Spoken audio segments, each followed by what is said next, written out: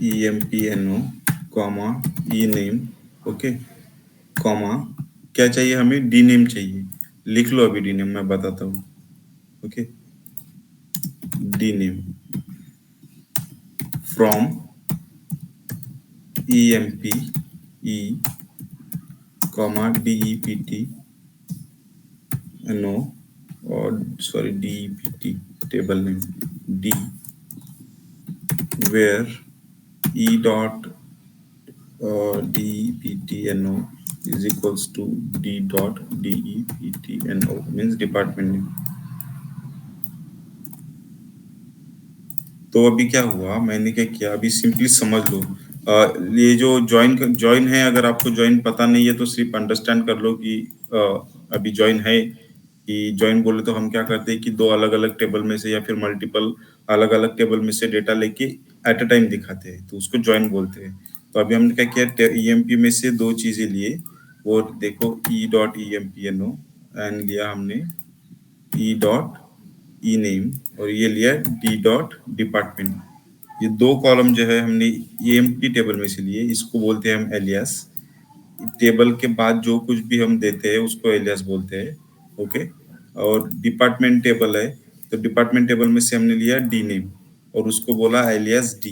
अगर यहाँ पे देखो, अगर मैंने लास्ट टाइम भी आपको एलियास का बोला था, मुझे क्या चाहिए, ईएमपीएनओ दिख रहा है, ई नेम दिख रहा है, डी नेम दिख रहा है, लेकिन मुझे क्या करना है, जब यूजर को शो होगा तो ई नेम बोले तो क्या हो सकता है, एक्सटर्नल नेम भी हो सकता है, कुछ भी कंसिडर कर सकता है, लेकिन मुझे उसको प्रॉपर दिखाना है कि ई नेम बोले तो एम्प्लॉय नंबर बोले तो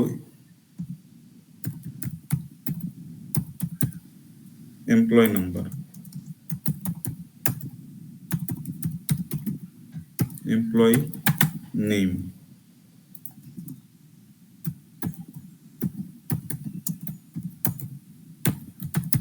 DPTN।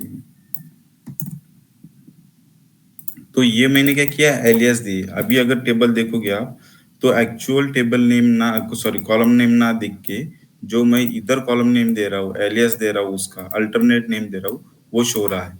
तो अभी जो यूजर देखेगा वो रिपोर्ट, उसको सिंपली पता चलेगा कि नहीं, ये एम्प्लॉय नंबर है, ये एम्प्लॉय नेम है, और ये DPTN मीन्स डिपार्टमेंट नंबर है।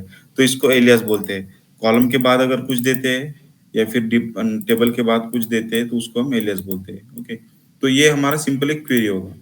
अब ये क्वेरी क्या करेगा, मुझे ये सब डेटा देगा, लेकिन अभी हर टाइम अगर ये क्वेरी मुझे हर टाइम याद करना पड़ेगा कि नहीं, अभी ये छोटा क्वेरी है, मुझे पता है कि एम्प्लॉय नंबर में से ये ले रहा हूँ, डिपार्टमेंट एम्प्लॉय टेबल में से ये ले रहा हूँ, डिपार्टमेंट टेबल में से ये ले रहा हूँ, और मुझे बार बार ये रिपोर्ट को हम बोलते हैं कि रिपोर्ट का नाम देते हैं एम्प्लॉय, उसके उससे अच्छा क्या रहता है, ED report, employee department report बोलता हूँ। तो मुझे अगर ये फॉर नाउ मैं ये क्वेरी फायर करके ले रहा हूँ, आगे जाऊंगा कुछ दिनों बाद मुझे सेम डेटा रीड करना है, सेम डेटा मेरे को टेबल में से लेना है, अभी डेटा अपडेटेड रहेगा लेकिन मुझे सेम वे में लेना है, इस फॉर्मेट में लेना है, ये सब चाहिए। तो मुझे क्या करना पड़ेगा, फिर से ये क्वेरी मुझे कहीं ना कहीं स्टोर करके रखनी पड़ेगी, मेरे नोटपैड में बोलो या फिर कहीं और मेरे फोल्डर में, और वो क्वेरी फिर से मैं फायर करूंगा और मुझे फिर से डेटा मिलेगा। लेकिन ये क्वेरी मैं कब तक के स्टोर करूँ? ओके, मुझे हर बार ये क्वेरी स्टोर करके लेना पड़ेगा, फिर वहां जाओ, नोटपैड ओपन करो, क्वेरी कॉपी करो, मेरे नोटपैड में डालो, या फिर सॉरी मेरा जो जो कुछ भी एसक्यूएल डेवलपर जो कुछ भी है वहां पे डालो और उसको रन करो। लेकिन मुझे ये क्या करना पड़ेगा, पड़ रहा है एक्सटर्नल स्टोर करना पड़ेगा। लेकिन अगर मुझे ऐसा नहीं करना है तो मैं क्या करूंगा, एक इसका व्यू क्रिएट करूंगा और वो व्यू को कुछ नाम दूंगा। तो वो क्या करेगा, एक टेबल क्रिएट कर देगा उस वे में।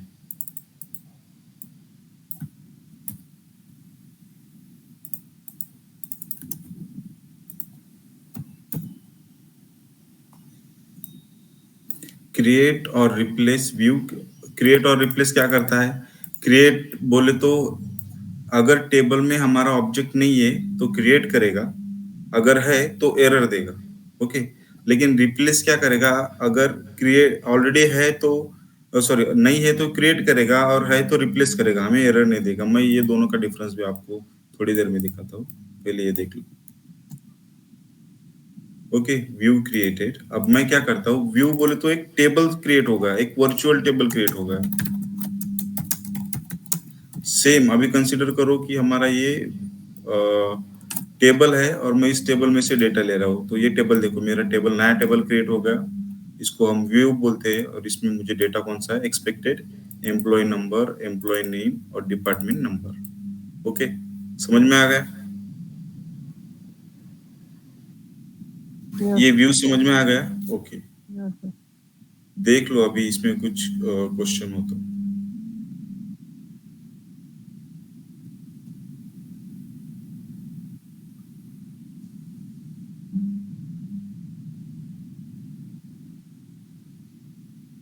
गाइस कुछ कुछ क्वेश्चन है, ये सिंटैक्स देख लो, सिंटैक्स क्या बोल रहा है तो।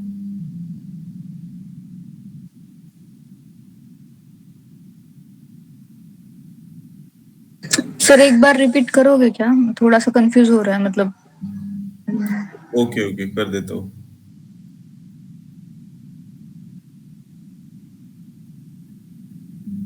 मैं एक कंसेप्ट देख रहा हूँ, मटेरियल, ये जो व्यूज है इस पे एक और एक व्यू रहता है, मैटेरियलाइज व्यू करके। उसका मुझे सिंटैक्स याद नहीं है, मैं वो सिंटैक्स देख रहा हूँ गाइस। एक मिनट।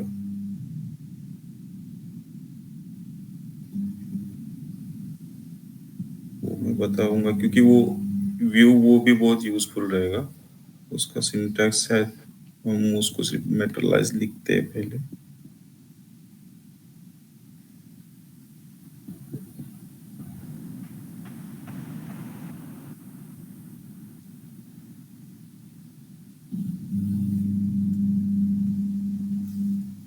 ओके, तो देखो मेरा रिक्वायरमेंट क्या था कि मुझे मेरे मैनेजर ने बोला है कि मुझे एक रिपोर्ट क्रिएट करना है। रिपोर्ट बोले तो एक ऐसा टेबल लाइक स्ट्रक्चर रहता है या फिर नॉर्मल स्ट्रक्चर रहता है जो यूजर को हमारे पर्टिकुलर इंफॉर्मेशन शो करता है। ओके, तो मुझे क्या करना है, हमारा एक यूजर है, बोलो कि एक्सटर्नल हमारा कोई क्लाइंट आ रहा है, उस क्लाइंट को हमें दिखाना है कि हमारे पास कौन से एम्प्लॉय है और वो एम्प्लॉय कौन से डिपार्टमेंट में काम करते हैं। ओके, तो फिर मुझे मैनेजर ने बोला कि हमारा एक क्लाइंट आ रहा है, उस क्लाइंट को हमें हमारे एम्प्लॉय दिखाने हैं और वो एम्प्लॉय कौन से डिपार्टमेंट में है वो दिखाना है। तो उसके लिए एक रिपोर्ट क्रिएट करो। तो ऐसा रिक्वायरमेंट आने के बाद मैं क्या करूंगा, यस रिपोर्ट क्रिएट करना है। रिपोर्ट बोले तो वन व्यू स्ट्रक्चर रहता है, मैं एक बार देख लूं कि एक मुझे दिख जाएगा कि हाँ हाँ ये एम्प्लॉय है, ये डिपार्टमेंट में काम करते हैं। सेकंड ये एम्प्लॉय है, ये डिपार्टमेंट में काम करते हैं। Suppose employee one Om department IT. Okay, employee two, employee number two Shri department something DPT, DPT two. Okay, तो अभी देखो मैं मुझे समझ में आ रहा है, यस एम्प्लॉय नंबर वन है, उसका नाम है ओम, वो आईटी डिपार्टमेंट में काम करता है। सेकंड रो में गया, एम्प्लॉय नंबर है टू, नेम है श्री और वो डिपार्टमेंट टू में काम करता है। तो मुझे एक वन शॉट में समझ में आ रहा है। तो मुझे क्या करना है, कैसा रिपोर्ट क्रिएट करना है। रिपोर्ट क्रिएट करना बोले तो मुझे ये डेटा कहीं से तो भी लेना पड़ेगा। कहीं से लेना पड़ेगा बोले तो फिर मुझे देखना पड़ेगा कि हमारा एम्प्लॉय नंबर, एम्प्लॉय नेम किस टेबल में है। तो हमें मुझे पता है कि एम्प्लॉय नंबर हमारा ईएमपी टेबल में है। फिर मुझे डिपार्टमेंट नंबर, डिपार्टमेंट नेम भी लेना है। अभी अगर मैं यहाँ पे डिपार्टमेंट नंबर शो करूँ तो वो गलत हो जाएगा। ईएमपी नंबर में डिपार्टमेंट नंबर है मेरे, ओके, ईएमपी टेबल में डिपार्टमेंट नंबर है, लेकिन मैं अगर डिपार्टमेंट नंबर यहाँ पे शो करूंगा तो उसको समझ में नहीं आएगा। 10 20, तो उसको फिर से हमें जाके बताना पड़ेगा कि 10 बोले तो 10, 20 बोले तो 10, ये गलत हो गया। तो मुझे क्या करना है, उसको डिपार्टमेंट नेम दिखाना है उसका। ओके, ओके, मुझे उसका डिपार्टमेंट नेम दिखाना है। तो मुझे पता है कि ये दो चीजें मुझे ईएमपी टेबल में मिलेंगी, ये चीज अलग है, ये मुझे डिपार्टमेंट टेबल में मिलेगी। लेकिन मुझे ऐसी एक क्वेरी करना है कि ये दोनों सब मुझे एट अ टाइम मिल जाए। तो उसके लिए मैंने क्या किया, एक क्वेरी लिखी। क्वेरी क्या है मेरी, देखो, select EMP number as employee number and E name as employee name from EMP. और क्या किया मैंने, comma, D name as a DPTNO from department. ये दोनों अलग अलग टेबल में से लिया। अब ये दोनों अलग टेबल में से लिया तो मुझे दोनों का लिंक भी भेजना पड़ेगा। ये सिर्फ आप अंडरस्टैंड कर लो कि हम एक जॉइन कंडीशन जॉइन एक रहता है हमारा कंसेप्ट, मैं आगे बताऊंगा कि उसका जॉइन का यूज करके हम क्या कर सकते हैं, दो टेबल में से डेटा ले सकते हैं और वो डेटा एक सिंगल क्वेरी में। ओके, तो मैंने क्या किया, दो अलग अलग टेबल में से डेटा लिया एक सिंगल क्वेरी में और उसको रन कर दिया। अभी इसको रन करने के बाद मेरा आउटपुट आ गया जो मुझे रिक्वायरमेंट था, एम्प्लॉय नंबर आ गया, एम्प्लॉय नेम आ गया और डिपार्टमेंट नंबर आ गया। अब देखो मेरा रिपोर्ट क्रिएट हो गया। ओके, अब आपको मैं एक बार दिखाई देता हूँ कि रिपोर्ट कैसा क्रिएट होता है, फिर आपको समझ में आ जाएगा। एक लिंक क्रिएट हो जाएगी आपकी, थोड़ा टाइम लगेगा लेकिन एक लिंक क्रिएट हो जाएगी।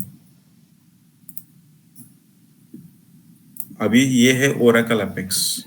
ओरेकल एपेक्स बोले तो एक सिंपल वेब पेज और डेस्कटॉप एप्लीकेशन और मोबाइल एप्लीकेशन क्रिएट करने का टूल है। इसमें हम क्या कर सकते हैं, इजीली एप्लीकेशन क्रिएट कर सकते हैं। अभी मैं आपको बोलूंगा कि मुझे रिपोर्ट क्रिएट करना है, तो रिपोर्ट तो मैं ये क्वेरी तो यूजर को नहीं दिखाऊंगा ना कि हाँ भाई ये लो ये मेरी क्वेरी है।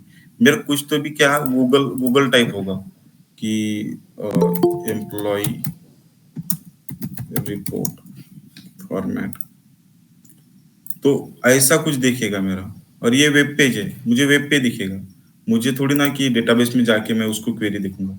तो मैं क्या करूंगा, उसके लिए एक एप्लीकेशन क्रिएट करूंगा और वो एप्लीकेशन का नाम रहेगा, उसको बोलूंगा मैं ईडी रिपोर्ट। मैंने नाम दे दिया और उसको बोल दिया क्रिएट एप्लीकेशन। अभी ये क्या कर रहा है, मेरा एक एप्लीकेशन क्रिएट कर रहा है। ओके, अब मैं बोलूंगा एक नया पेज क्रिएट करो मेरे एप्लीकेशन में, पहले मैं रन करके दिखाता हूँ।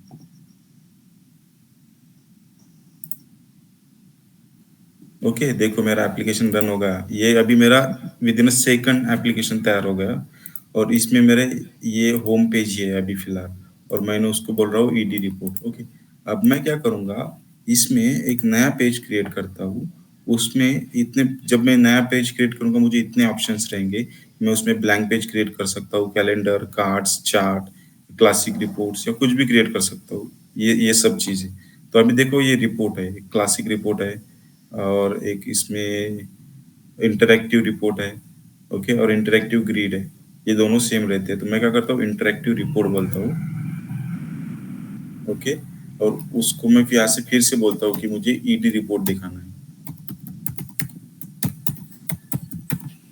Okay, include form ED form. अब देखो मुझे ये बोलता है कि कौन सा टेबल। ओके, अभी अभी मुझे क्या करना है, दो अलग अलग टेबल में से डेटा लेना है, तो मैं यहाँ पे एक टेबल तो सिलेक्ट नहीं कर सकूंगा ना। मेरे पास क्या है, ईएमपी टेबल है। ओके, और डिपार्टमेंट टेबल है। तो मैं उसको बोल नहीं सकता कि हाँ ये ले लो ईएमपी टेबल। अब मैं यहाँ पे अगर ईएमपी टेबल बोल दूंगा तो मुझे क्या क्या इस टेबल में से जो कॉलम है वो कॉलम ही एक्सेसिबल रहेंगे इधर से। जैसे कि ये कॉलम्स, इसमें तो डिपार्टमेंट नेम नहीं है, तो फिर मैं इसको एक्सेस नहीं कर पाऊंगा। मैं जो रिपोर्ट क्रिएट करूंगा उस रिपोर्ट में ये नहीं दिखाएगा। चलो मैं दिखा देता हूँ आपको, मैं बोलता हूँ ईएमपी नेम। ओके, और बोलता हूँ ईएमपी टेबल सेलेक्ट किया और नेक्स्ट बोल दिया और बोल दिया क्रिएट पेज। अब क्या हो गया, इसने मेरा एक नया पेज क्रिएट कर दिया और कहाँ पे, मेरे इस एप्लीकेशन में, और उसमें रिपोर्ट क्रिएटेड है और ये है मेरा वो रिपोर्ट। और ये रिपोर्ट में देखो मुझे दिख रहा है एम्प्लॉय नेम। देखो अभी ये सब जो आ रहा है ना, ये सब मेरे टेबल में से आ रहा है। ओके, आपने एप्लीकेशन देखे होंगे, वेब एप्लीकेशन एंड ऑल, आपको दिखता है ऐसा रिपोर्ट, राइट? दिखता है ना ये वे में, हाँ सर। ऐसे, राइट? तो अभी अभी देखो ये डेटा कहाँ से आ रहा है, ये डेटा आ रहा है मेरे उस टेबल में से। कौन सा टेबल, एम्प्लॉय टेबल, देख रहे हो? Employee number, E name, job, MGR, hire date, sal, commission and department. देखो एम्प्लॉय नेम, जॉब। अब ये क्या करता है, ये एप्लीकेशन, ये जो टूल है, ये टूल पूरा एआई बेस्ड टूल है, ये बहुत सी चीजें खुद खुद आइडेंटिफाई करके नेम कर देता है। अब देखो एम्प्लॉय नेम, ईएमपी नेम बोल दिया, तो अगर टेबल में देखोगे तो ई ई नेम है, तो उस ये एप्लीकेशन ने खुद ब खुद अंडरस्टैंड कर लिया कि ई नेम बोल तो एम्प्लॉय नेम, एम्प्लॉय नेम बोल तो अगर मैं यूजर को ई नेम दिखाऊंगा तो उसको समझ में नहीं आएगा, तो मैं उसको एम्प्लॉय नेम कर देता हूँ। ओके, उसने खुद को एम्प्लॉय नेम कर दिया। जॉब, अगर एमजीआर भी है यहाँ पे, अभी अगर मैं एमजीआर शो करूंगा तो यूजर को समझ में नहीं आएगा कि ये क्या है, तो उसने खुद ब खुद चेंज कर लिया और खुद बोल दिया उस कॉलम को मैनेजर। ओके, ऐसे वे में ये चलता है। अभी कमीशन भी उसने अंडरस्टैंड कर लिया, तो ये मेरा एक रिपोर्ट क्रिएट हो गया। लेकिन ये तो मेरा रिक्वायरमेंट नहीं था। मेरा रिक्वायरमेंट क्या था, मुझे दिखाना है एम्प्लॉय नंबर, एम्प्लॉय नेम, और दिखाना है डिपार्टमेंट नेम। अभी डिपार्टमेंट नेम तो ये टेबल में नहीं है, तो फिर मैं कैसे लूंगा? तो फिर आता है मेरा, देखो अभी मैं यहाँ पे क्या करता हूँ, ये यहाँ पे दिख रहा है पेज 2, राइट? तो मैं इस पे क्लिक करूंगा, फिर ये मेरा एडिट मोड में चले जाएगा। ये मेरा रिपोर्ट क्रिएट किया वाला है, ईडी रिपोर्ट। ओके, मैं इसमें सिलेक्ट करूंगा, और फिर यहाँ पे देखो क्या है, मेरा टाइप है। टाइप यहाँ पे टेबल और व्यू, तो मैं इसको बोलता हूँ एसक्यूएल क्वेरी। और फिर ये बॉक्स यहाँ पे देखो, एक क्वेरी ऑलरेडी रिटर्न करके ला लिया उसने। सही है, सिलेक्ट क्वेरी हम ऐसे ही लिखते हैं। तो ये देखो उसने बैकग्राउंड में ऑटोमेटिक सिलेक्ट क्वेरी क्रिएट कर लिया है, ये एम्प्लॉय इसके लिए, टेबल के लिए। अब मैं बोलता हूँ उसको कि मुझे ये 3 चीजें चाहिए, ये 2 टेबल में से। ओके, देखो यहाँ पे कंपाइल करता है, मिस एरर्स वो चेक करता है। ओके बोल दिया, इसको बोल दिया मैंने save. Okay, session has ended बोलता है।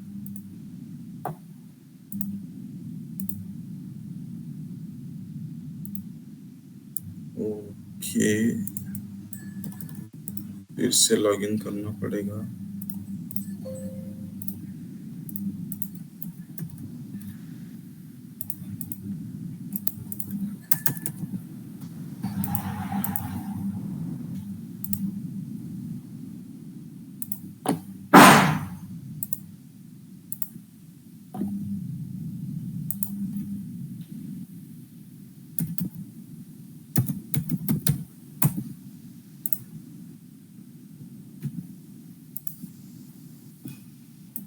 ये मेरा एप्लीकेशन क्रिएटेड था, देखो एप्लीकेशन पे आ गया। ये एप्लीकेशन में इतने पेजेस है, मैंने इसको बोल दिया रन। मेरा रिपोर्ट तैयार हो गया। रिपोर्ट पेज पे आ गया मैं इधर, और रिपोर्ट पेज पे मैंने इसको एडिट कर दिया।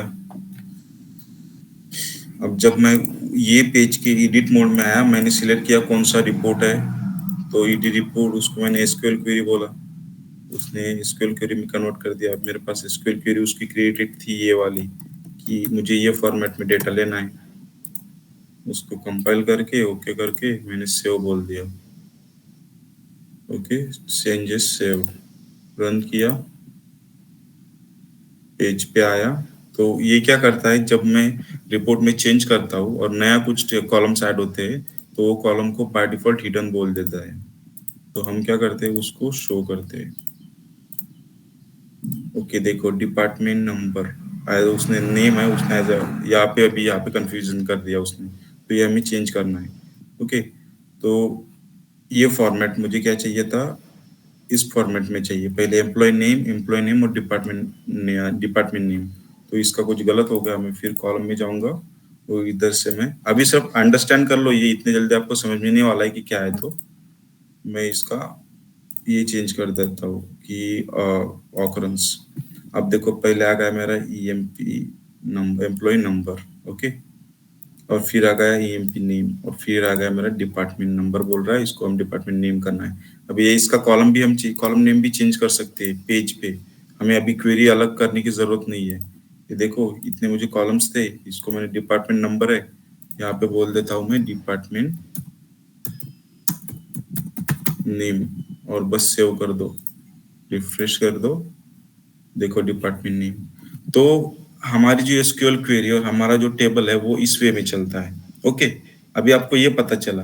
और अभी दूसरी चीज, हमारा जो व्यू था, अभी मैंने क्या किया, यहाँ पे मैंने सिलेक्ट क्वेरी यूज की। ओके, अभी मुझे क्या करना है, ये सेम रिपोर्ट किसी और एप्लीकेशन में कहीं और यूज करना है। तो मुझे क्या करना पड़ेगा, फिर इस पेज में आओ, क्योंकि क्वेरी तो बहुत बहुत बड़ी है, ये क्वेरी मुझे याद नहीं रहेंगी।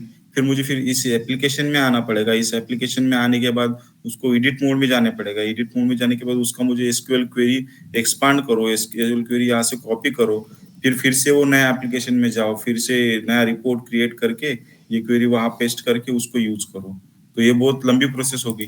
तो इसके अलावा मैं क्या करता हूँ, अभी मैं मेरे डेटाबेस में आके कहाँ गया डेटाबेस, डेटाबेस में आके मैं क्या करता हूँ, उसका व्यू क्रिएट कर लेता हूँ। व्यू बोले तो ये जो मेरी क्वेरी है वो क्वेरी का एक टेबल क्रिएट कर लेता हूँ और मैं यहाँ पे रन कर देता हूँ इसको। क्या बोल रहा है, व्यू क्रिएटेड। अभी मेरा व्यू क्रिएट हो गया। नाम क्या है, ईडी रिपोर्ट 1। अब जब मैं इधर आऊंगा, उसके एडिट मोड में जाऊंगा, मैं सपोज अभी ये कहीं कुछ और एप्लीकेशन है, अभी हमने जो एप्लीकेशन क्रिएट किया वो नहीं है, कोई और एप्लीकेशन है, उसमें गए और हमने, याद है हमने टेबल सेलेक्ट किया था ईएमपी, राइट? तो याद है ना, हाँ sir. In the very beginning. तो उसकी जगह पे मैं क्या करता हूँ, टेबल और व्यू सिलेक्ट करता हूँ और इसको एक्सपांड करूंगा तो मुझे यहाँ पे दिखा देगा व्यूज में, देखो है ईडी रिपोर्ट 1। तो बस मैं सिलेक्ट करूंगा। अभी मुझे क्वेरी की कुछ जरूरत नहीं, इसको सेव कर दूंगा और मैं पेज रिफ्रेश करके मुझे मेरा डेटा मिल गया सेम। समझ में आ गया व्यू का यूज क्या है? हमारा क्वेरी स्टोर कर लेता है एज अ टेबल। समझ में आ रहा है? हाँ सर, थोड़ा व्यू थोड़ा। है, हाँ, कोई बात नहीं ये अगर। हाँ ओमरा हाँ, जी, ओरेकल अपेक्स पूरा ओरेकल जैसे है क्या? पूरा पूरा ओरेकल है। पूरा पूरा ओरेकल जैसा नहीं बोले तो ये हमारा वेब बेस्ड टूल है। ये क्या हम्म। करता है, पूरा एसक्यूएल पे चलता है। जो कुछ भी इसके बैकग्राउंड में है, पूरा एसक्यूएल है, बस एसक्यूएल के अलावा कुछ नहीं। अभी मैंने आपको ये दिखाया तो यही आपको से समझ। रिपोर्ट क्रिएट कर सकते हैं। Yes yes, reports page. अभी देखो मैंने क्या किया था, अभी सिर्फ सिर्फ देखो, अभी कुछ समझ में मत लो क्योंकि समझ में नहीं आएगा इतनी जल्दी। अभी मैंने क्या किया था, मेरे पास इतने एम्प्लॉय है। अभी मुझे क्या करना है, एक एम्प्लॉय ऐड करना है। तो मैं क्या करूंगा, क्रिएट। देखो इसने बाय डिफॉल्ट मुझे एक फॉर्म भी क्रिएट करके दिया। आपको पता है, आप नया आधार कार्ड एप्लीकेशन क्रिएट करना, अपना आधार कार्ड सबमिट करने जा रहे हो तो आपको फॉर्म आएगा ऐसा। फिर आप बोलोगे मुझे, मैं ई नेम दे दूंगा यहाँ पे कुछ तो भी, बोलूंगा ओम, उसका जॉब दे दूंगा manager. I am not a manager but just consider. Okay, फिर इसका मैनेजर कौन सा है, उसने drop down list automatic create करके दिया है कि हमारे पास इतने मैनेजर्स अवेलेबल है हमारे टेबल में। देखो हायर डेट सिलेक्ट कर दूंगा मैं और ओके, ये सब कॉलम्स है ना? यस यस, ये सब कॉलम है। अब जब मैं क्रिएट करने जाऊंगा, ये पूरा मेरा ये टेबल। रिकॉर्ड इंसर्ट कर लेगा ऑटोमेटिक। यस यस, डिपार्टमेंट बोलता हूँ, देखो डिपार्टमेंट नंबर भी उसने ऑटोमेटिक अंडरस्टैंड कर लिया है कि डिपार्टमेंट नंबर यही है और ये इसी में से आएंगे। तो मैं कुछ एक डिपार्टमेंट सिलेक्ट करके उसको क्रिएट बोलूंगा, लेकिन अभी मुझे एरर देगा वो। कर लिया, ओके ग्रेट। ऑटो इंक्रीमेंट भी है, सही है। तो देखो मेरा एक एम्प्लॉय ऐड हो गया। कितना सिंपल है एक एप्लीकेशन क्रिएट करने के लिए ओरेकल डेटाबेस पे, एसक्यूएल पे। समझ रहे हो? अभी मुझे क्या करना है कि यार नहीं, मेरा ऑपरेशन नहीं था, मेरा कुछ और डिपार्टमेंट में है, तो मैं क्या करूंगा, पेंसिल पे चले जाऊंगा और मैं उसको, अभी क्या है, नम कॉलम कॉन्टेक्ट और एप्लीकेशन, इसमें कुछ इश्यू है वो मुझे देखना पड़ेगा। तो फिलहाल लेकिन आपको समझ में आ गया, राइट? हाँ सर। यस। तो इसमें शायद अलाउ करेगा, नहीं, एम्प्लॉय नेम पास नहीं कर रहा हो। तो एडिट में जाऊंगा तो मुझे फिर से मेरा सेम एक स्ट्रक्चर ओपन होगा और मैं इसमें एडिट कर सकूंगा। सपोज मेरा डिपार्टमेंट आप ऑपरेशन सिलेक्टेड है, मैं सेल्स सेलेक्ट करूंगा और उसको सेव चेंजेस बोल दूंगा तो वो सेव हो जाएगा। फिलहाल बस इतना याद रखोगे। तो ये ऐसा चलता है। तो व्यू क्या करता है, हमारा ओवरऑल व्यू समझ में आया कि जब हम रिपोर्ट्स क्रिएट करते हैं ऐसे, तो रिपोर्ट्स के लिए हमें व्यू यूज आता है, पूरा व्यू ही यूज में आता है। अभी कैसा रहता है कि हमें पता है कि नहीं ये वन टाइम ही यूज होने वाला है, तो हम उसका एक सिक्वल क्वेरी क्रिएट करेंगे सिलेक्ट स्टेटमेंट। लेकिन हमें पता है कि नहीं ये मल्टीपल टाइम यूज होने वाला है, तो हम उसका व्यू क्रिएट करेंगे और व्यू हम इस पेज के लिए कॉल करेंगे। अब आपको उसका यूज पूरा समझ में आ गया व्यू का, ओके? Right guys? हाँ सर। Yes yes. तो अभी व्यू में और एक टाइप रहता है, ये हो गया हमारा नॉर्मल व्यू। अभी हमारा सेकंड व्यू रहता है मैटरलाइज व्यू। इसमें कुछ नहीं, सब सब सेम रहेगा। सिर्फ यहाँ पे क्या करेंगे, हम मैटरलाइज यूज करते हैं, स्पेलिंग मुझे याद नहीं, मैटरलाइज्ड समथिंग, ओके, जेड एस जो भी है। तो ऐसा रहेगा, पूरा सेम रहेगा, सिर्फ व्यू के आगे रहेगा मैटरलाइज्ड। तो ये होगा हमारा मैटरलाइज व्यू। ये दूसरा टाइप है व्यू का। अभी मैं बोलता हूँ कि ये क्या होता है। अभी पहला जो व्यू रहता है हमारा first view, okay, first view क्या करेगा, हमारा व्यू का क्वेरी स्टोर कर लेगा। ये जो नाम है, ये नाम इसमें क्या स्टोर कर रहा है, ये व्यू की क्वेरी स्टोर कर रहा है। तो मीन्स जब भी मैं select star from this view बोलूंगा तो वो क्या करेगा कि ये पूरा क्वेरी एग्जीक्यूट करेगा जितने भी टाइम। अगर मैंने अभी एग्जीक्यूट किया, वो क्या करेगा, वो क्वेरी एग्जीक्यूट करेगा।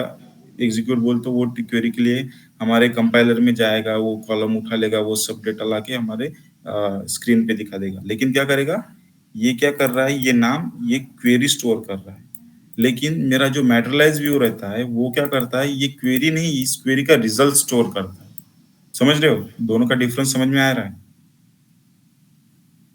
जो हमारा नॉर्मल व्यू है वो क्या करता है, इस नाम में ये मेरा क्वेरी स्टोर करेगा, और जब भी मैं select star from this view बोलूंगा तो वो ये क्वेरी रन करेगा। राइट, ये क्लियर है क्या? हाँ सर, हाँ। ओके। अब सेकंड व्यू रहता है मैटरलाइज व्यू। मैटरलाइज व्यू क्या करता है, ये क्वेरी स्टोर नहीं करता वो।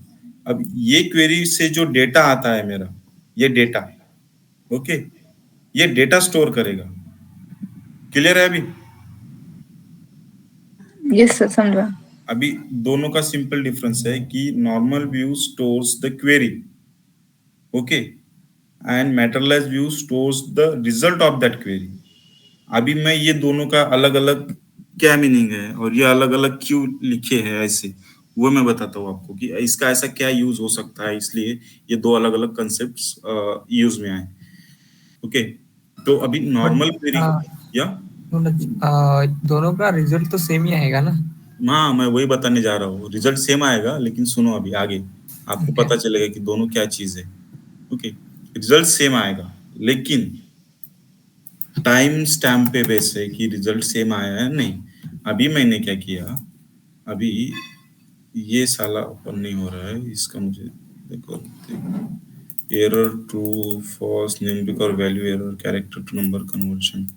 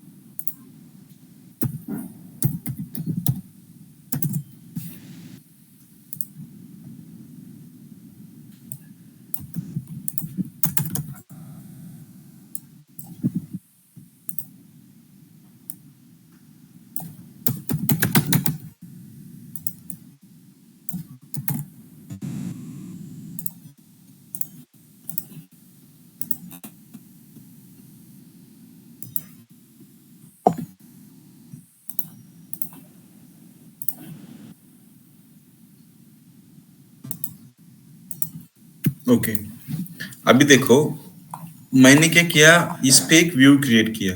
ओके, इसमें मेरे इतने रोज है, रोज कितने हैं, 14 रोज है। अभी मैं क्या करता हूँ, इस पे व्यू क्रिएट करता हूँ।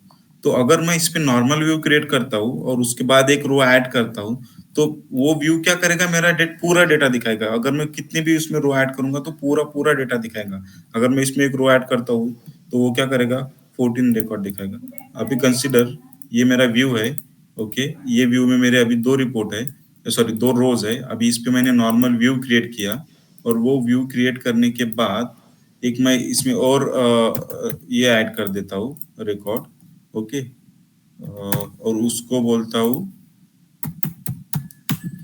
अभी मैं क्या करूंगा, मेरा नॉर्मल व्यू सिलेक्ट फायर करूंगा, select star from ED report. तो वो क्या करेगा, मुझे ये 3 रिकॉर्ड दिखाएगा। ओके, अगर मैं फोर्थ ऐड करता हूँ, मीन्स व्यू व्यू मैंने यहाँ पे क्रिएट किया। Okay, created normal view, okay, view यहाँ पे क्रिएट किया, लेकिन ये व्यू क्रिएट करने के बाद उसमें एक रो ऐड किया। रो ऐड करने के बाद मैंने ये सिलेक्ट स्टार फ्रॉम ईडी बोला, तो उसने क्या किया, मुझे ये पूरा रिकॉर्ड दिखा दिया। ये पूरा दिखा देगा नॉर्मल व्यू में।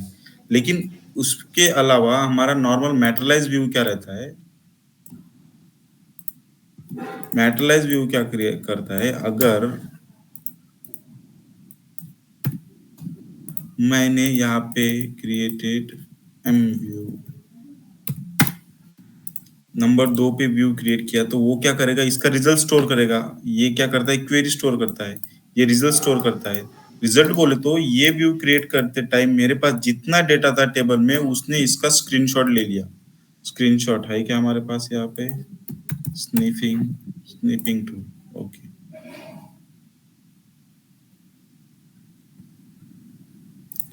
जब मैंने क्या किया, इसका व्यू क्रिएट किया, तब उसने इसका स्नैप ले लिया, एक स्क्रीनशॉट ले लिया। अब ये स्क्रीनशॉट में कितने रिकॉर्ड है मेरे, एक दो, और मैं अगर फिर यहाँ पे जाऊंगा और यहाँ पे मैं एक रिकॉर्ड और ऐड कर दूंगा, तो ये मैटरलाइज व्यू क्या करेगा, मेरा ये डेटा मुझे नहीं देगा, मुझे सिर्फ इतना ही दिखेगा। कब तक की दिखाएगा, जब तक मैंने जब मैंने व्यू क्रिएट किया था, और जब मैंने व्यू क्रिएट किया था उसका स्क्रीनशॉट टेबल में एप्लीकेशन ने ले लिया, और उसमें जितना डेटा एट दैट टाइम था before creation of that view, उतना डेटा स्टोर करेगा। ये समझ में आ गया कि ये दोनों का डिफरेंस। बट इसको हम मॉडिफाई कर सकते हैं बाद में, इनके समय रिफ्रेश करना पड़ेगा। उसका एक मैटेरियलाइज व्यू का एक ये रहता है ऑप्शन, हमें क्या करना पड़ता है, सपोज अभी हमारे पास ये इतना डेटा आ गया, अब मैं इसमें दूसरा मैंने रो ऐड कर दिया, लेकिन मुझे ये रो भी अभी मुझे इसमें चाहिए, तो मुझे क्या करना पड़ेगा, जो पहला स्क्रीनशॉट था उसको, वो तो ऑलरेडी रहेगा, मुझे उसको ओवरराइट करना पड़ेगा, उसको रिफ्रेश कर दो, तो वो क्या करेगा, रिफ्रेश करना पड़ेगा, नए क्रिएट करना पड़ेगा। नहीं रिफ्रेश करना पड़ेगा। मैटरलाइज व्यू का रिफ्रेश का एक सिंटैक्स रहता है। Okay.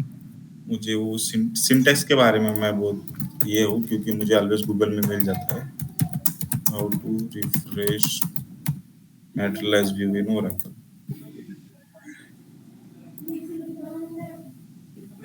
ये होगा क्रिएट और रिप्लेस मैटरलाइज व्यू वाला ऑप्शन। ओके, किधर चले गए, कोई और आ गया।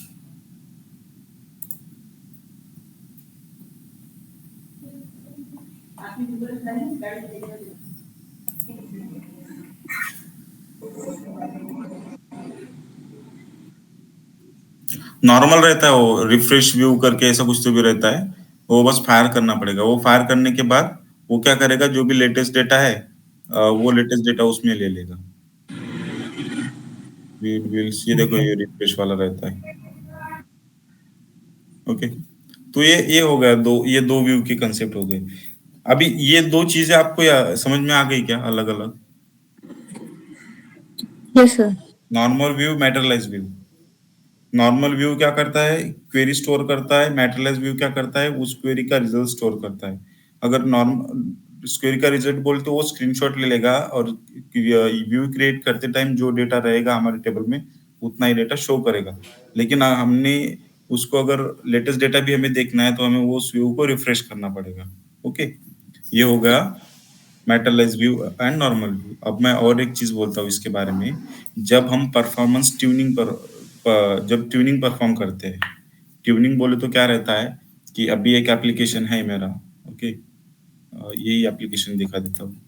ये एप्लीकेशन क्या कर रहा है, बहुत स्लो चल रहा है, तो फिर उसके पीछे क्या क्या रीजंस हो सकते हैं, हम क्या क्या कर सकते हैं। अभी मैंने इसमें नॉर्मल व्यू क्रिएट किया था, तो नॉर्मल व्यू क्या कर रहा है, बहुत सारा डेटा उसमें है, और वो हर टाइम हमारे कंपाइलर में जा रहा है, डेटा ले रहा है, फिर से आ रहा है, रिटर्न कर रहा है, एक एक रो रिटर्न करता है। ये ऐसा एट ए टाइम नहीं लाता है, क्या करता है, कंपाइलर में जाता है, एक रो उठाता है, स्क्रीन पे रखता है, दूसरी रो उठाता है स्क्रीन पे, तीसरी रो उठाता है स्क्रीन पे लाता है।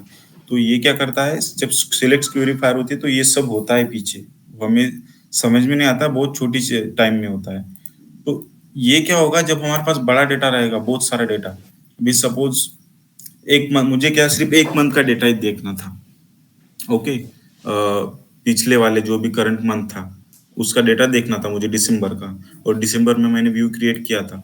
अब जनवरी में और डेटा ऐड होगा, अब फेब में और डेटा ऐड होगा, और आगे जाके मार्च में और डेटा ऐड होगा, क्योंकि ये तो स्टेबल नहीं रहेगा। तो क्या होता है, हाँ, लेकिन मैंने जब उसको क्रिएट किया था वो तो दिसंबर में क्रिएट किया था, और मुझे अभी भी सिर्फ दिसंबर का ही डेटा देखना है। ओके, तो मैटर हम क्या कर सकते हैं, मैटरलाइज व्यू का यूज कर सकते हैं। अभी देखो मैटरलाइज ऑलरेडी क्रिएटेड था, उसमें कितना भी डेटा होगा, लेकिन रिजल्ट उसने ऑलरेडी हमारे कंपाइलर में जाके एक एक रो वहां से लाके ऑलरेडी हमारे पास रख लिया था। तो अब जब हम मैटरलाइज व्यू फायर करेंगे तो वो जल्दी रिटर्न करेगा, फिर से टेबल में जाके फिर से वैलिडेशन देख के वो सब देख के टाइम बढ़ाएगा नहीं। वो क्या करेगा, ऑलरेडी जो डेटा रिटर्न था उसके पास, उसने पकड़ के रखा था, वो स्क्रीनशॉट डायरेक्टली आपको शो कर देगा। समझ में आ गया कि परफॉर्मेंस ट्यूनिंग में अगर हमें स्पीड अप करना है एप्लीकेशन को, कहीं कहीं से अगर व्यू का यूज करके वो स्लो हो गया, हमें उसको स्पीड अप करना है, तो हम मैटरलाइज व्यू का यूज करके उसको स्पीड अप कर सकते हैं। अभी पूरा हमारा 1 घंटा हो गया है, 40 मिनट हमारा व्यू ही चल रहा है, कोई बात नहीं। लेकिन आपको कंसेप्ट क्लियर है क्या? Normal view, materialize view and वो दोनों के डिफरेंस। अगर फिर भी क्वेश्चन होगा तो मुझे आप व्हाट्सएप या फिर मेल कर सकते हो, मैं आपका क्वेश्चन डेफिनेटली सॉल्व करूंगा। ये क्लियर होगा? यस अब हम सर। देखते हैं ना, या रन टाइम में तो मटेरियलाइज व्यू यूज नहीं कर पाते होंगे ना, क्योंकि वो लेटेस्ट डेटा अगर शो नहीं कर पाता है तो मतलब नहीं करेगी, लेकिन कहीं कहीं पे हमें होते हैं ना ऐसे कंसेप्ट कि हमें डेटा कैसा दिखाना है। एक स्टैटिक रिपोर्ट दिखाना है, जो रिपोर्ट में हमारा वेरी नहीं होगा, स्टैटिक बोले तो वेरी नहीं होगा, और हमें मंथली दिखाना है, जान फेब डेज हाँ हाँ 2023 का। तो उस टाइम हम उसको ले सकते हैं, या फिर हमें लेटेस्ट डेटा भी देखना है तो उसको हम रिफ्रेश करेंगे और ले लेंगे। समझ में आ रहा है? हाँ सर। मतलब क्वार्टरली ईयरली डेटा सेव करना है तो हाँ यूज हाँ, होता है। पीरियड, टाइम पीरियड, उसको और बहुत बहुत सारे तरीके में हम यूज कर सकते हैं, लेकिन हम अगर इतना डीप में चले जाएंगे तो हमारा एक क्लियर नहीं होगा पूरा। लेकिन अगर इसके अलावा भी आपका कोई क्वेश्चन रहा तो आप व्हाट्सअप करो, मैं डेफिनेटली सॉल्व करने का ट्राई करूंगा जब जहाँ तक कि मुझे आता है। ठीक है गाइस?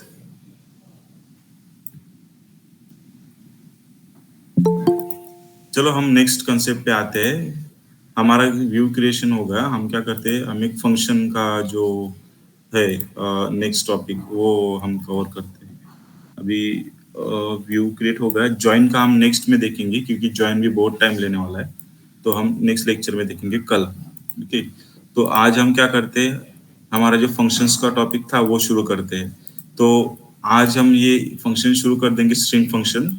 ओके, आज सिर्फ स्ट्रिंग फंक्शन देखेंगे, और कल हम क्या करेंगे, ये फंक्शन देखने से पहले हम एक क्लॉज देख लेंगे, और क्लॉज के बाद रिमेनिंग फंक्शन देखेंगे, क्योंकि एग्रीगेशन फंक्शंस के लिए हमें क्लॉज की जरूरत है। ओके, तो हम आज ये स्ट्रिंग फंक्शंस देख लेते हैं।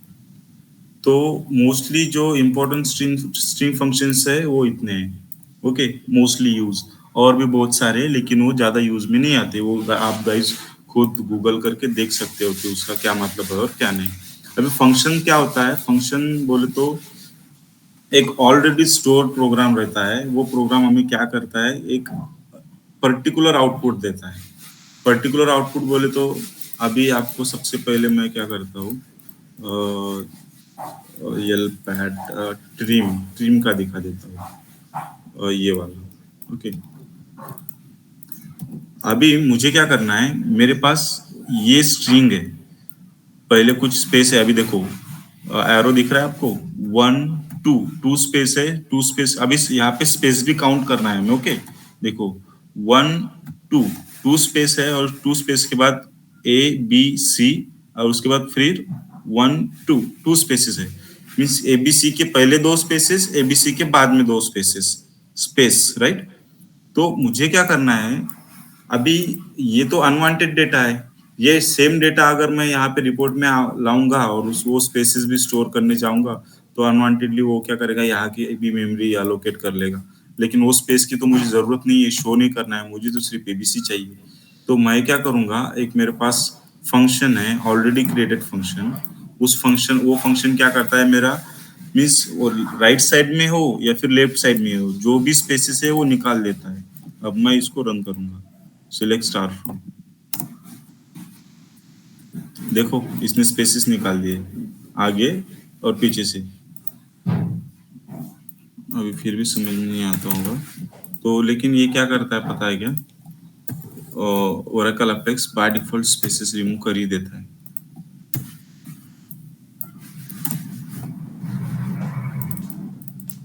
हाँ, Oracle apex by default spaces remove कर देता है, लेकिन फिर भी कंसीडर करो कि ये स्पेसेस है और ये स्पेसेस आपको रिमूव कर यहाँ पे रखने के नहीं है, ओनली जो हमारा रिक्वायर्ड डेटा है वो शो करना है। तो उसके लिए ये फंक्शन यूज होता है ट्रिम। आप ट्रिम में आपकी जो स्ट्रिंग है वो डाल दोगे तो वो रिमूव कर देगा वहां से। अभी फंक्शंस हम कहाँ पे यूज कर सकते हैं? फंक्शंस हम सिलेक्ट क्वेरी में यूज कर सकते हैं सिलेक्ट क्वेरी के साथ, ओके। और नहीं तो फिर हम उसको कहीं और लाइक हमारे SQL और PL SQL ब्लॉक में यूज कर सकते हैं।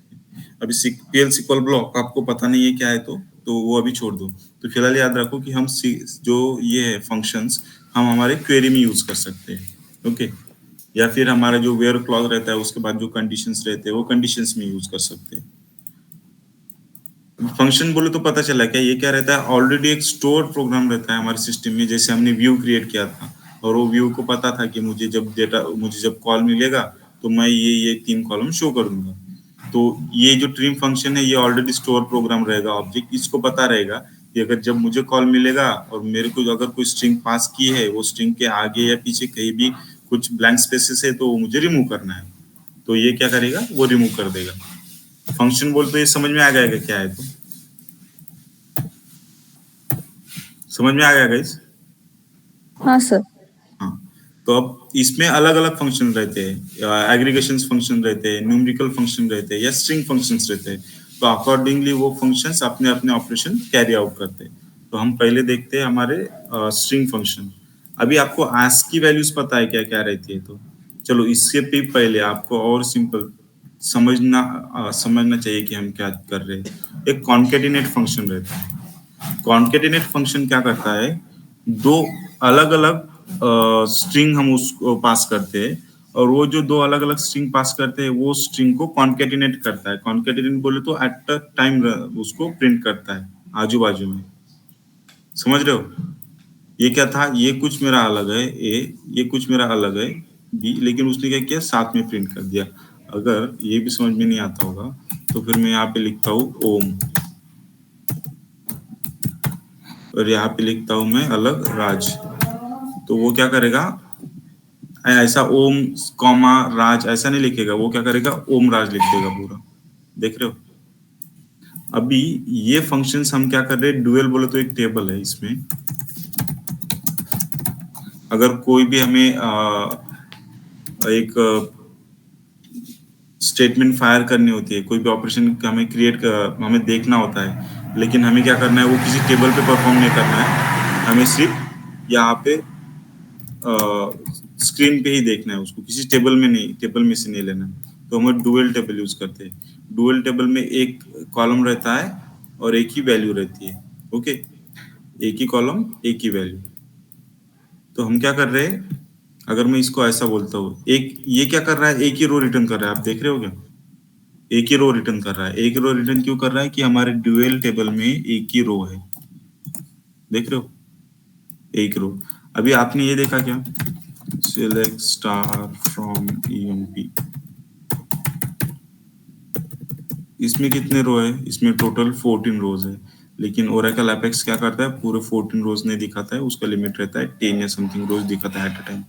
अगर मैं इसमें 10 रोज है, ओके। अगर मैं बोलता हूँ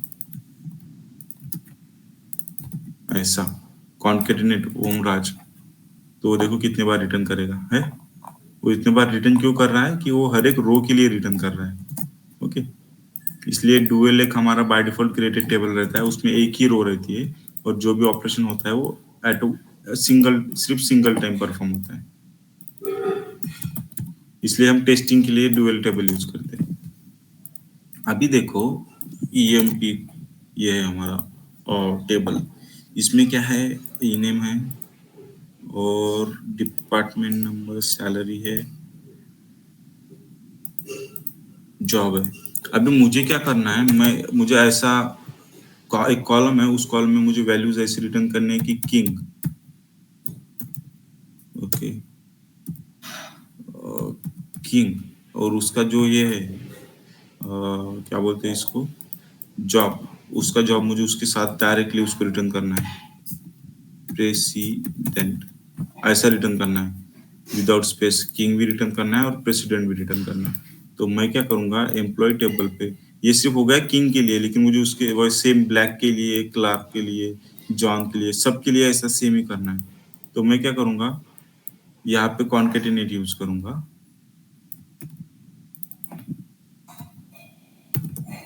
कॉन्केटिनेट में मैं पहले लिख दूंगा ई नेम और फिर लिख दूंगा जॉब। अब मैं इसको रन करूंगा, देखो ई नेम, सॉरी, इसको ऑलरेडी क्रिएटेड कॉलम है ना, तो वो कॉलम को मुझे सिंगल कोट में लेने की जरूरत नहीं, वो उसकी वैल्यू ले लेगा, नहीं तो फिर कैरेक्टर लेगा। देखो, king president black, okay, manager clerk manager John manager. तो एक वन टाइप ऑफ कॉन्केटिनेशन होगा। अभी कॉन्केटिनेशन का एक अलग भी टाइप है, वैसे भी हम कॉन्केटिनेट करते हैं। अभी आपको ये समझ में आ रहा है ये क्या लिखा है? ये पढ़ रहे हो आप, पढ़ पाते हो इसका? हाँ सर, हाँ। हाँ, लेकिन इजीली पढ़ नहीं पाते, ये कुछ वर्ड नहीं है, इसको आप इसका कुछ मीनिंग नहीं निकाल सकते। स्मिथ क्लर्क, इसका कुछ ये एक वर्ड नहीं, ये तो अलग मतलब नहीं। स्पेस देना पड़ेगा। स्पेस देना पड़ेगा। तो अभी इसके लिए एक और हमारे पास टेक्निक है, ये कॉन्केटिनेशन यूज ना करते हुए मैं इसको, एक पाइप सिंबल रहता है, पाइप सिंबल का यूज करना है। क्या करना है, पाइप, इसको पाइप बोलते हैं। ये पता है आपको, एंटर बटन के ऊपर रहता है, राइट? शिफ्ट प्रेस करके अगर आप इंटर बटन के ऊपर दबा दोगे तो वो रिटर्न हो जाएगा। तो देखो अभी सेम रिटर्न किया उसने, किंग प्रेसिडेंट। अब मैं क्या करता हूँ, इसको डबल पाइप यूज करके ये दो पाइप के बीच में एक स्पेस दे देता हूँ और फिर रन करता हूँ। देखो, king president black manager, spaces आ गए। अगर फिर भी समझ में नहीं आता होगा तो मैं इसको ऐसा ऐसा कर देता हूँ,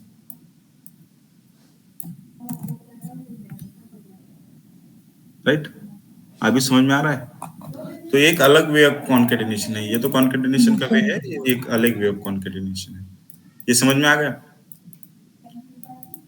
अभी कॉन्केट फंक्शन तो समझ में आ ही हो गया होगा आपको, राइट गाइस?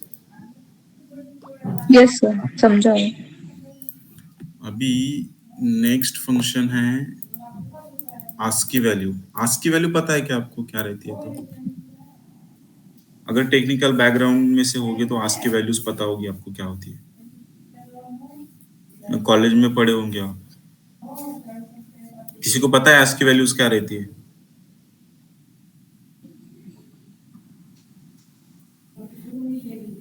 नहीं पता गाइस? सर वो अल्फा न्यूमेरिक वैल्यूज रहती है, जो मतलब क्या बोल सकते हैं उसको? नहीं, अल्फा न्यूमेरिक वैल्यूज नहीं रहती, वो न्यूमेरिक वैल्यूज रहती है आस्क की वैल्यूज। आस्क की वैल्यूज क्या करती है, एक जो भी हमारा कैरेक्टर रिटर्न हो रहा है ना यहाँ पे, देखो SELECT, single single character, T यहाँ पे स्पेस, फिर CO, या फिर ये मीन्स जो है कॉन्केटिनेशन, क्या बोलते हैं उसको हम, कोट। ये जो सब कुछ आपको दिख रहा है ना, ये हर किसी की एक आस्क की वैल्यू रहती है। आस्क की वैल्यू तो बोले तो उसकी numeric value, American standard of कुछ तो भी उसका लॉन्ग फॉर्म है। तो मुझे क्या करना है, अभी देखना है ओ है मेरा, ये ओ की आस्क की वैल्यू क्या है। अभी मैं आपको ये भी बताऊंगा कि आस्क की वैल्यू का यूज कहाँ पे और कैसे हम कर सकते हैं। पहले ये देख लो कि वो रिटर्न कैसी करनी है हमें। ओके, ये एक फंक्शन है। ओके, ये फंक्शन क्या करता है, मुझे पर्टिकुलर कोई भी अगर मैं यहाँ पे कैरेक्टर डाल दूं ना, तो वो कैरेक्टर की आस्क की वैल्यू दे देगा। आस्क की वैल्यू बोलते एक न्यूमेरिक वैल्यू दे देता है। ओके, वी की न्यूमेरिक वैल्यू क्या है, 86 है। और ये देखो कि capital V and small V की अलग अलग वैल्यू रहती है। ओके, ये देखो 118 है। तो आस्क की वैल्यू क्या करती है, हर एक कैरेक्टर का हमें एक न्यूमेरिकल वैल्यू दे देता है। अभी कभी कभी क्या होता है, देखो आपको एक ऑटो इंक्रीमेंट क्रिएट करना पड़ता है, ऑटो इंक्रीमेंट वैल्यू। तो मैं क्या करता हूँ कि मुझे एक मिनट गाइस,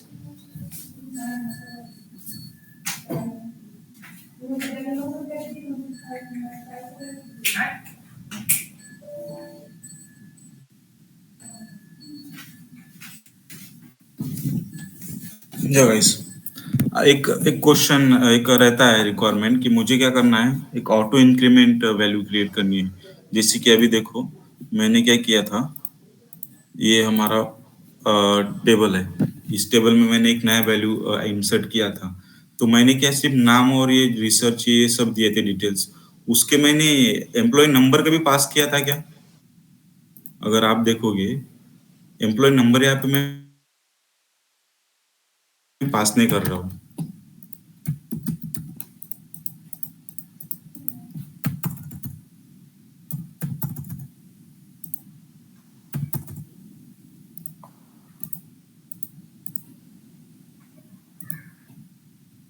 ओके, देखो उसने क्या किया, ये जो वैल्यू है एम्प्लॉय नंबर वो ऑटोमेटिक ले ली, मैंने पास नहीं किया।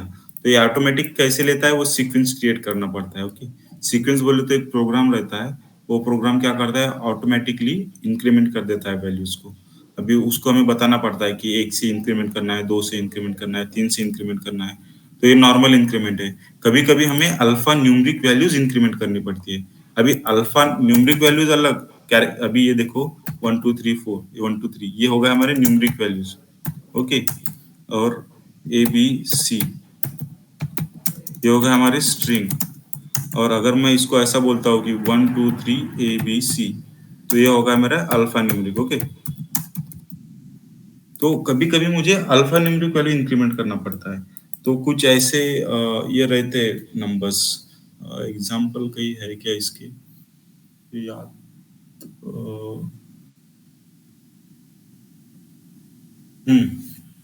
गाइस आपने वो देखा कैप्चा कैप्चा या कुछ कोई कैप्च बोलता है उसको आता है।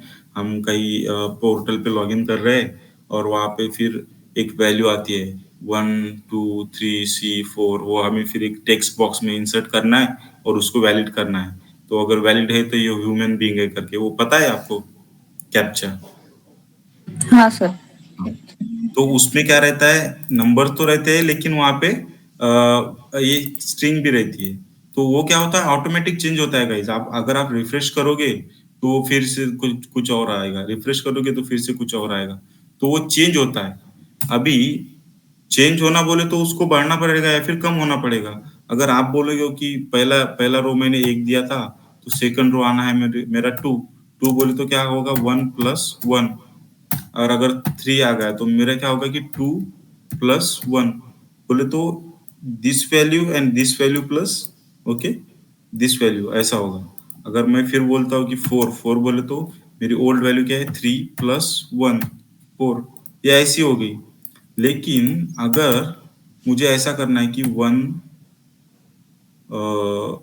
ए ओके, और जब मेरा ये 1 9 तक जाएगा तो मेरा ये ए की जगह पे बी होना चाहिए। ओके, 2A 3A फिर डॉट डॉट डॉट, इसको बोलूंगा मैं 9A। मेरी नेक्स्ट वैल्यू क्या आनी चाहिए यहाँ पे 1B। ये समझ में आ रहा है, ऐसी इंक्रीमेंट होती है कहीं पे? भाई समझ में आता है क्या ये? समझ रहा है सर। ओके, तो आप इसके लिए प्रोग्राम लिख सकते हो ये इंक्रीमेंट के लिए 1 प्लस 1 2 प्लस 1 3 प्लस 1। लेकिन इसके लिए कैसे लिखोगे a is equals to b, ऐसा होगा क्या कभी? This is not numerical value ना, राइट? Yes sir. इसको इंक्रीमेंट नहीं कर सकते, लेकिन अगर इसको इंक्रीमेंट नहीं कर सकते तो इसके ASCII वैल्यू तो इंक्रीमेंट कर सकते हो। तो आप देखो कि आपको a को इंक्रीमेंट करना है, a को इंक्रीमेंट करना है तो आपको क्या करना पड़ेगा, उस a की ASCII वैल्यू देखनी पड़ेगी क्या है। तो इधर गया। ये बोले तो कैपिटल ए, यहाँ पे स्मॉल ए कैपिटल ए अलग अलग होता है।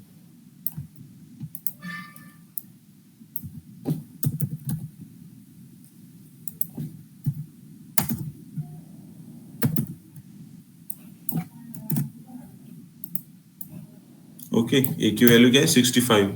ओके, अब मैं क्या करता हूँ 65 प्लस 1, अभी ये पूरा ए चलेगा, ये कहाँ तक चलेगा 9 तक के, और 9 के बाद आएगा बी। लेकिन मुझे मैं प्लस प्लस करते जाऊंगा। ये प्लस कब करूंगा, मैं जब बोलूंगा कि जब फर्स्ट वैल्यू 9 आएगी तो सेकंड वैल्यू मेरी +1 हो जानी चाहिए। +1 बोले तो 65। अभी कंसिडर करो कि ये ए नहीं है, ये 65 आ रहा है, दो अलग अलग चीजें है। ओके, इसको अलग से आप प्लस कर रहे हो और इसको अलग से प्लस कर रहे हो, तो हर बार ये आएगा 65 और ये आएगा यहाँ तक कि 65 आएगा ये। लेकिन यहाँ पे क्या होना चाहिए, 1 होना चाहिए। 65 + 1 होगा 66 और बी की आज की वैल्यू क्या है, 66। समझ गए गाइस? तो फिर यहाँ से शुरू हो जाएगा वो 66। ये एग्जांपल आपको नहीं मिलेगा कोई, और ये ऐसा ऐसा कोई नहीं बोलेगा कि ये आज की वैल्यू आपको बोल देगा कि हाँ ये ऐसी ये आज की वैल्यू रहती है, ये ऐसा ऐसा रहता है, ये फंक्शन ये रिटर्न करेगा। लेकिन ये जो मैंने एग्जांपल बोला ये आपको कहीं पे भी नहीं मिलेगा, ये अंडरस्टैंड कर लो बस। बट अब ये नंबर को भी अल्फाबेट में कन्वर्ट करना है, तो उसका फंक्शन क्या है? श्योर, उसका भी एक फंक्शन रहता है, कैरेक्टर।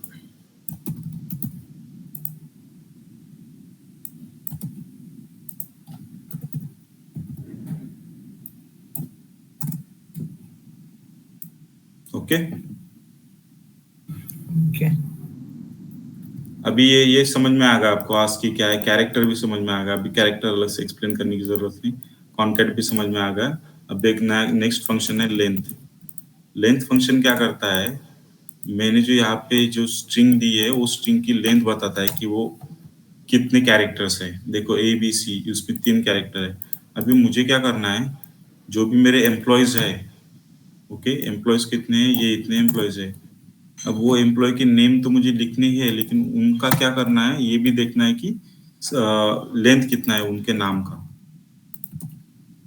तो मैं क्या करूंगा, लेंथ फंक्शन लिखूंगा, emp नेम वो लेंथ फंक्शन में दे दूंगा, ई नेम, और रन करूंगा। तो मुझे क्या मिलेंगे यहाँ पे, उसके नेम और उसका लेंथ। ब्लैक उसका 5 लेंथ है। देखो ये मार्टिन है, इसका नंबर क्या है, लेंथ क्या है, 6। ओके, ये हो गया लेंथ। अभी रहता है इन str। इन str बोले तो क्या है, ये वैलिडेशन टाइप, वैलिड टाइप क्या बोलते हैं हम, वैलिडेशन। हाँ, हमें क्या करना है, देखना है, वैलिड का सर्च करना है कि हमारे स्ट्रिंग में बी कैरेक्टर एग्जिस्ट करता है या नहीं। अभी हमारा ए बी सी है, ओके, ये स्ट्रिंग है। ये स्ट्रिंग में देखना है मुझे कि बी कैरेक्टर वैलिड एग्जिस्ट करता है या नहीं। अगर करता है तो वो क्या लिखेंगे, पर्टिकुलर वैल्यू लिख देंगे यहाँ पे कि हाँ बी तो ये स्ट्रिंग में एग्जिस्ट करता है, और एग्जिस्ट कहाँ पे करता है, नंबर 2 पे, उसके प्लेस 1 2 3 प्लेस 2 पे एग्जिस्ट करता है। तो सिर्फ एग्जिस्टिंग दिखाता है। इन स्ट्रिंग मीन्स वो स्ट्रिंग में एग्जिस्ट है क्या, इन है क्या। तो अगर मैं उसको बोलता हूँ कि डी डी है क्या, नहीं है, तो फिर वो 0 रिटर्न करेगा। ओके, तो जब हमें कभी ऐसा एक आधा एक बड़ा सा कॉल रो है, उसका एक सेल है, वो सेल में कुछ वैल्यूज है, वो वैल्यूज में हमें देखना है कि हमारा पर्टिकुलर स्ट्रिंग एग्जिस्ट करता है क्या नहीं। तो उसके लिए मैं इन स्ट्रिंग फंक्शन का यूज करता हूँ। ओके, अभी वो रहता है ना अपना स्टैंडर्ड एग्जांपल, कि मुझे देखना है कि जो पूरे ये है नेम है मेरे एम्प्लॉय नेम, उसमें वो एग्जिस्ट करता है कि नहीं। ओके, तो मैं क्या करूँगा, ये निकाल के इसको एम्प्लॉय नेम दे दूंगा, इसका पहला पैरामीटर, और दूसरे पैरामीटर में दे दूंगा ओ। मुझे क्या करना है, ओ देखना है किस किस के नाम में ओ एग्जिस्ट है। देखो 0 0 0, इनके नाम में ओ एग्जिस्ट नहीं है। ओ बोले तो आपको कंफ्यूजन ना हो जाए, ओ 0 ए करता हूँ यहाँ पे।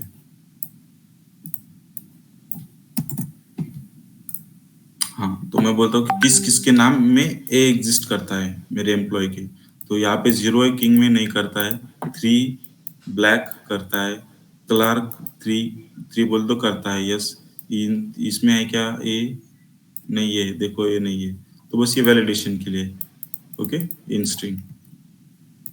अभी है मेरा लोअर। लोअर बोले तो मैं इसमें जो भी स्ट्रिंग पास करूंगा, ओके, वो स्ट्रिंग का मुझे आउटपुट देगा लोअर केस में। देख रहे हो, अभी जितने भी ये मेरे नाम हैं, वो नाम को मुझे क्या करना है, कन्वर्ट करना है लोअर स्पेस में।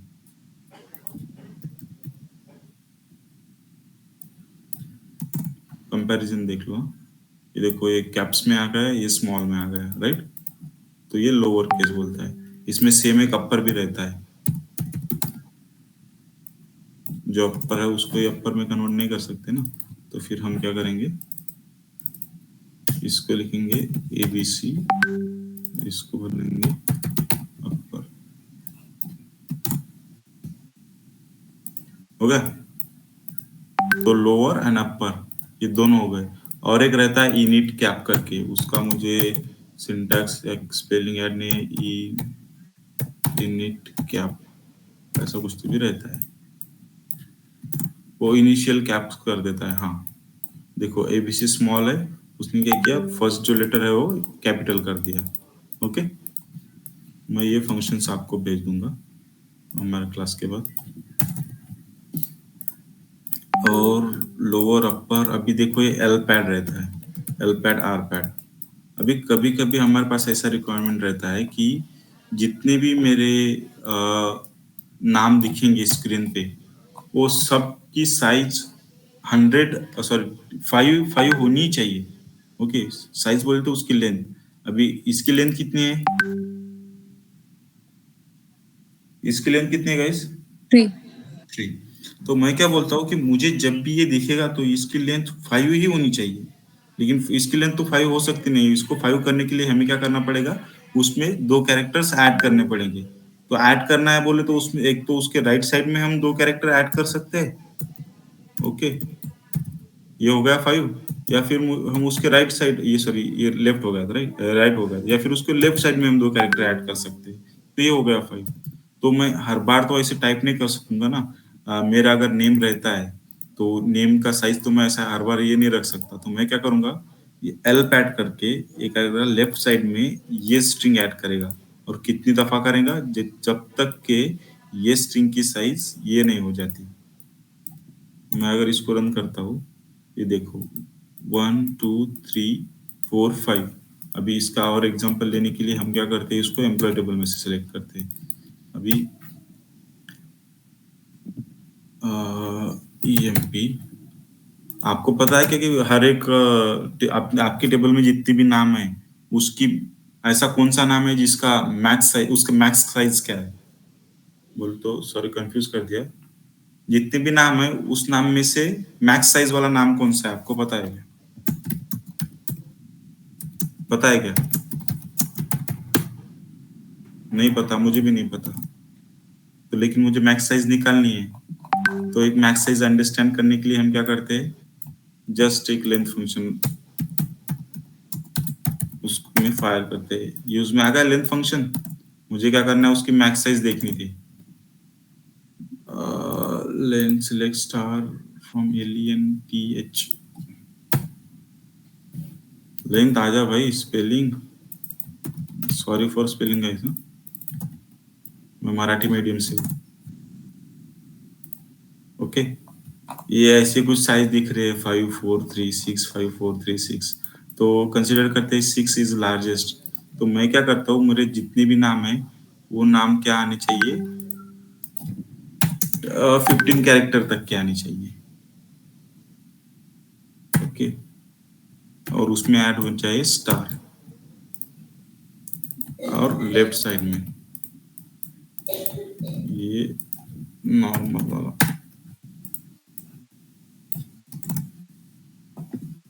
ओके। देखो किंग, अभी 15 बहुत हो गई क्या, 10 कर लेते हैं इसको।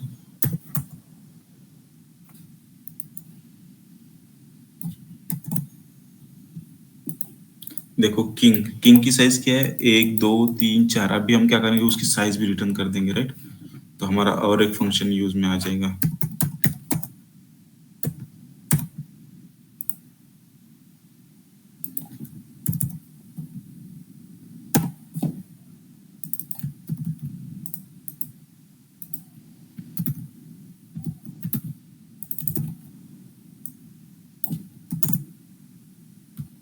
देखो ये क्या बोल रहा है, किंग, किंग की साइज है 4, लेकिन मुझे उसको 10 करना है। तो 10 जब तक ये उसकी 4 है तो इसमें हमें क्या करना पड़ेगा, 6 स्टार्स ऐड करने पड़ेंगे।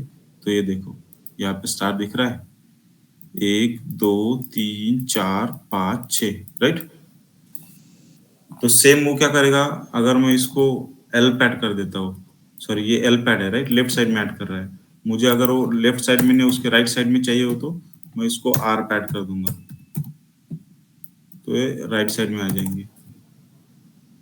देखो किंग, उसके एक्चुअल साइज, उसके लेफ्ट साइड में ऐड किए वाले स्टार और राइट साइड में ऐड किए वाले स्टार। क्लियर है गाइस?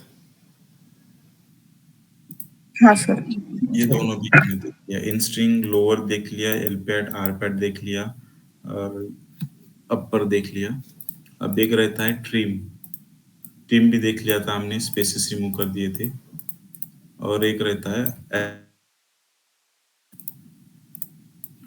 एल ट्रिम, क्या करता है कि उसकी साइड जो अनवांटेड कैरेक्टर है, अनवांटेड कैरेक्टर भी स्पेसिफाई करना कि ऐसे कौन से कैरेक्टर है जो अनवांटेड, लेफ्ट साइड इनिशियल में से उसके वो जो अनवांटेड कैरेक्टर है वो रिमूव कर देता है एल ट्रिम। देखो ये क्या था, स्टार स्टार एबीसी है, उसने क्या कर दिया, सिर्फ एबीसी रखा और उसमें से क्या निकाल दिया उसने, स्टार स्टार, राइट। ऐसे ही रहता है एक आर स्ट्रीम। आर स्ट्रीम क्या करता है, लेफ्ट साइड में अगर कोई ऐसे अनवांटेड कैरेक्टर हो तो वो रिमूव कर देता है।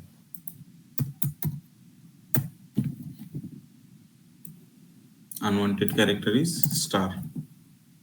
ये देखो लेफ्ट साइड में से स्टार आया, उसने रिमूव कर दिया। सपोज वो स्टार नहीं था, वो सी था, तो मैं क्या करूंगा, यहाँ पे सी लिख दूंगा, सॉरी सी ऐसा। तो मुझे आना, अभी आउटपुट, इसका आउटपुट क्या आएगा,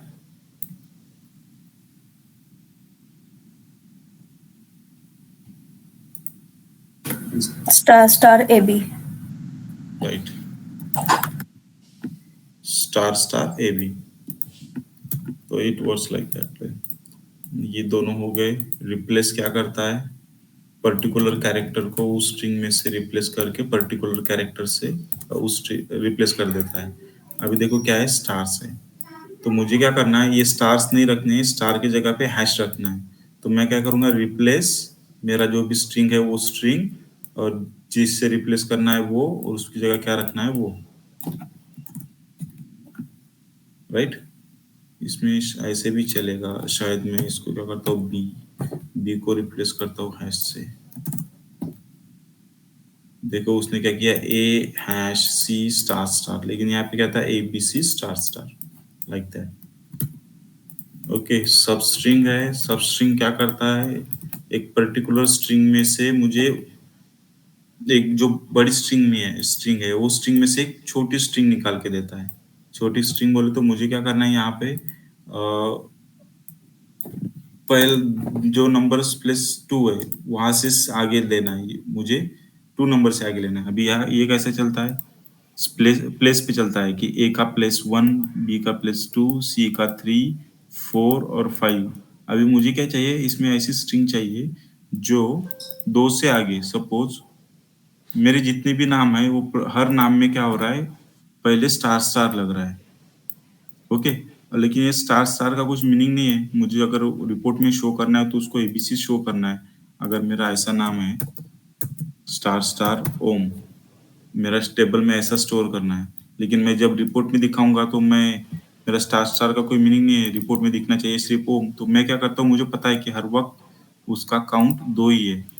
ओके, जितने भी स्टार है पहले, तो मैं क्या करूंगा, उसको सिर्फ स्ट्रिंग और 2 नंबर से स्टार्ट करूंगा। सॉरी, ये 3 नंबर से करना पड़ेगा क्योंकि तीसरे नंबर पे से मेरा नाम शुरू हो रहा है ना, राइट। तो ये सब स्ट्रिंग ऐसा करता है। इसमें और एक ऑप्शन रहता है कि कहाँ से कहाँ तक, बोले तो ये क्या करेगा, यहां से लेगा और कहाँ तक स्टोर करेगा, एम तक। लेकिन अगर देखो और स्टार स्टार है, तो मुझे क्या करना है कि 3 4 सिर्फ ऐसा रखना है उसको। सॉरी,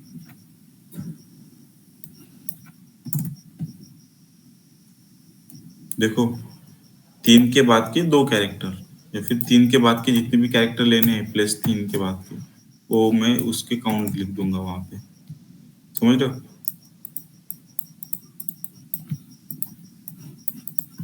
ये हो गया सब स्ट्रिंग। सब स्ट्रिंग समझ में आया ना? यस। वो ऑलमोस्ट हमने जितने भी स्ट्रिंग के कैरेक्टर है वो कवर अप कर लिए, और हमारे पास 7-8 मिनट बाकी है। लेकिन मैं अभी कोई चैप्टर स्टार्ट नहीं करूंगा नया। हम जो कुछ भी है वो नेक्स्ट लेक्चर में देखेंगे अभी, क्योंकि अभी कुछ स्टार्ट कर देंगे तो ज्यादा चले जाएगा, यहाँ पे नहीं रुकेंगे। तो गाइस मैं आपको ये चैट में डाल देता हूँ ये फंक्शंस, कॉपी कर लो।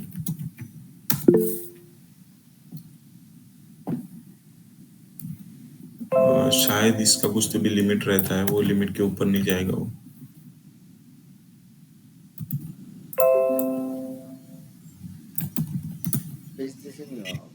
व्हाट्सएप ग्रुप या फिलहाल ये ले लो, वो बाद में व्हाट्सएप में भी डाल देता हूँ। तो फिर ऐसे हमने कवर किया ये चैप्टर।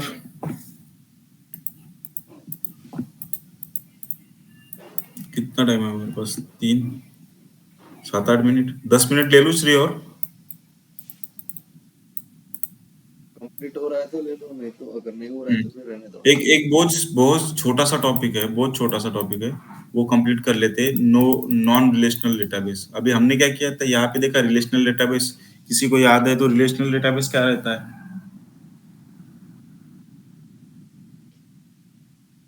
गाइस? किसी को याद है रिलेशनल डेटाबेस क्या रहता है? आरडीबीएमएस क्या है?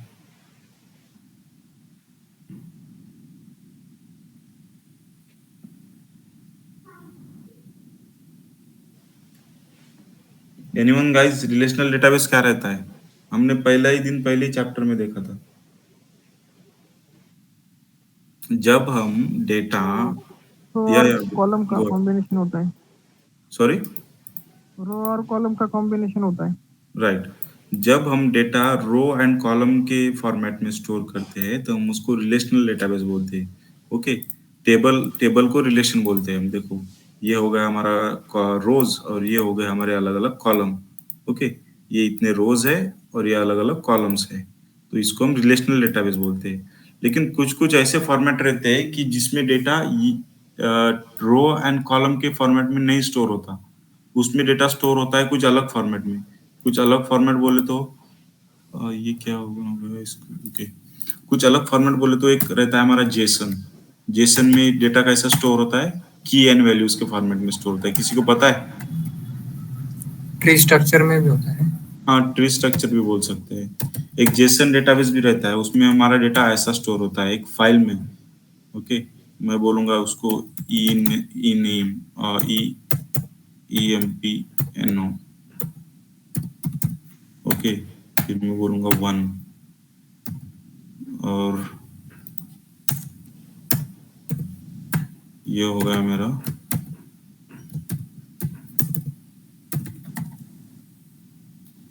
ई नेम, ये हो गया ओम।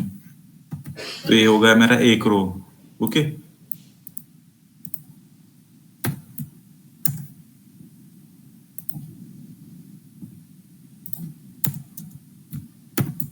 ये मेरा हो गया एक रो गाइस।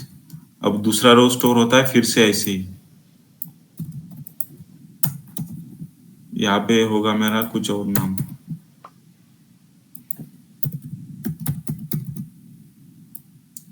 यहाँ पे भी कॉमा आएगा।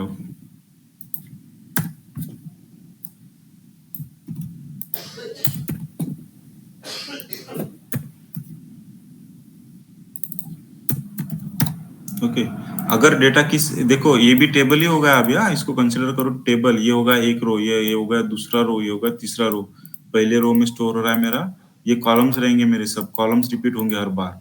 ईएमपी नंबर हो गया 1, ईएमपी नेम हो गया ओम, ईएमपी नंबर हो गया 2, ईएमपी नेम हो गया श्री, ईएमपी नंबर 3, और ईएमपी नेम साई। तो ये एक रो, ये दूसरा रो, और ये तीसरा रो। तो ये भी स्टोर ही हो रहा है, लेकिन ये फाइल में स्टोर हो रहा है। ये कैसे स्टोर होता है? नोटपैड में स्टोर होता है। ओके, तो इसको हम नॉन रिलेशनल डेटाबेस बोलते हैं। और ऐसे ही जो multiple databases okay, no SQL databases जैसे पीग होता है, शायद पीग हाँ पीग ही होता है। पीग एक टूल है, वो टूल क्या करता है, नॉन रिलेशनल डेटाबेस स्टोर करता है, इस फॉर्मेट में क्या डेटा भी वो रीड करता है। पीग एक टूल है, okay, it's not an animal, it is animal और एक टूल भी है डेटा एनालिस्ट का। तो वैसा डेटा स्टोर होता है जो डेटा मीन्स जब डेटा रो एंड कॉलम के फॉर्मेट में स्टोर होता है तो हम उसको रिलेशनल डेटाबेस